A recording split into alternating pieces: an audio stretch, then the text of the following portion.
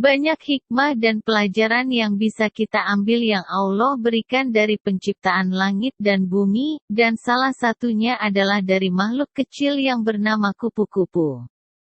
Allah berfirman dalam kitab-Nya, "Sesungguhnya dalam penciptaan langit dan bumi dan silih bergantinya malam dan siang terdapat tanda-tanda bagi orang yang berakal." Jika kita renungkan banyak rahasia alam untuk digali dan diambil. Pelajaran yang Allah sediakan di muka bumi ini. Allah ciptakan makhluk kecil yang bernama kupu-kupu. Kupu-kupu indah berwarna-warni, terbang di antara bunga-bunga, berkejaran ke sana kemari, berlari-lari bersama teman-temannya. Menambah keindahan taman, menyejukkan mata yang melihatnya, kupu-kupu memberikan daya tarik sendiri bagi yang melihatnya. Begitu besarnya kuasa Allah menciptakan binatang kecil yang bernama kupu-kupu.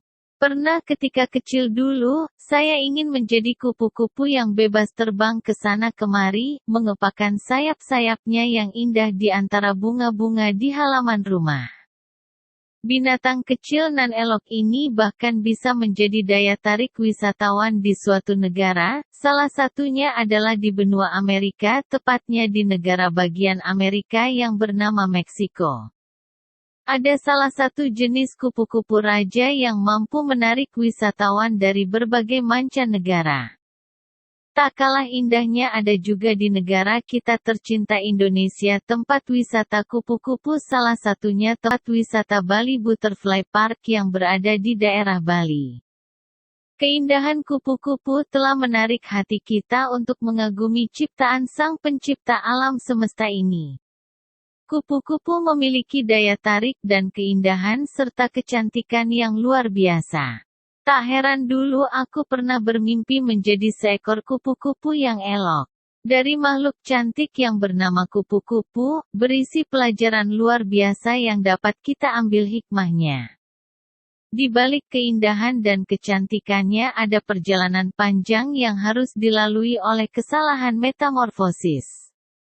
Dalam bermetamorfosis, kupu-kupu melewati beberapa fase kehidupan untuk digunakan lebih indah. Metamorfosis kupu-kupu adalah yang paling sempurna. Untuk menjadi cantik dan indah ia harus melewati beberapa tahap mulai dari telur, ulat, kepompong, dan akhirnya menjadi kupu-kupu dengan sempurna dan cantik.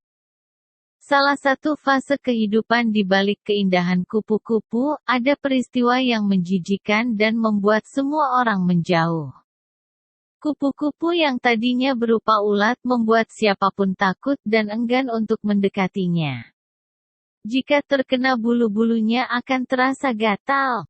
Belum lagi ulat yang menakutkan dan bentuk mengerikan. Bahkan ketika hendak mendekat sering kali kita berteriak karena takut terkena bulu-bulunya yang membuat gatal.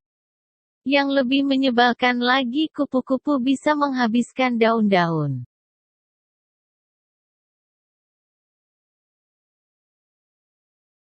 Belajar dari filosofi kupu-kupu. Untuk berubah menjadi kupu-kupu nan indah dengan sayap yang kuat, dibutuhkan perjuangan serta perjalanan panjang yang membuat frustasi. Namun harus berjuang karena perjuangan adalah sesuatu yang kita perlukan dalam hidup ini. Kadang kita protes sama Yang Maha Kuasa, kenapa Allah memberikan cobaan hidup?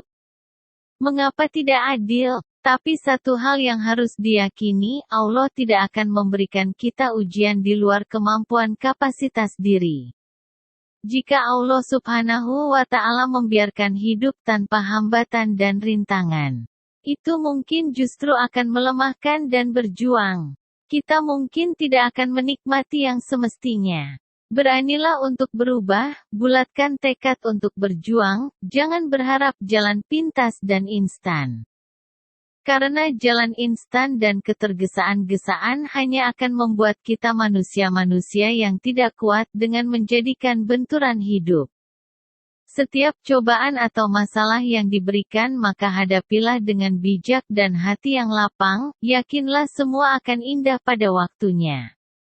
Terus bangkit jika terjatuh. Jangan terlalu banyak berharap bantuan orang lain, karena pada dasarnya yang membantu diri kita hanyalah kita sendiri.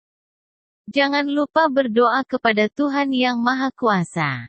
Yakinlah setiap usaha yang dilakukan akan dinilai sebagai ibadah Allah Subhanahu wa Ta'ala. Jalani proses yang harus dilalui, seperti kupu-kupu dengan sabarnya proses metamorfosis. Semoga dari hari ke hari kita bisa menjadi pribadi yang lebih baik. Jangan lupa denganlah pada orang-orang yang sabar membimbing dan memotivasi diri kita.